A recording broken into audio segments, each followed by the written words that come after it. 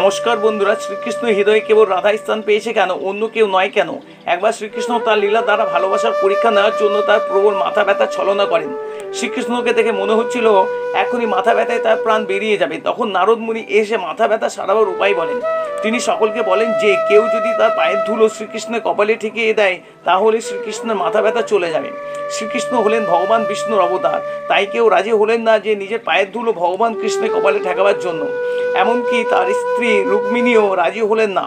তারপর যখন এই কথা শ্রী রাধিকার কানে যায় তখন শ্রী রাধিকা ততক্ষণ না শ্রীকৃষ্ণের কাছে এসে কোনো কিছু বিবেচনা না করে নিজের পায়ের ধুলো ভগবান শ্রীকৃষ্ণের কপালে ঠেকিয়ে দেন। তখন রুক্মিণী বলেন, এই কর্মের জন্য তোমাকে নরকে যেতে হবে।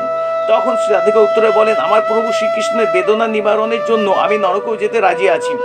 শ্রী রাধিকার এই লোভহীন ছলনাহীন বোধ বুদ্ধিহীন প্রবল ভালোবাসার জন্যই শ্রীকৃষ্ণ হৃদয়ে স্থান পেয়েছেন।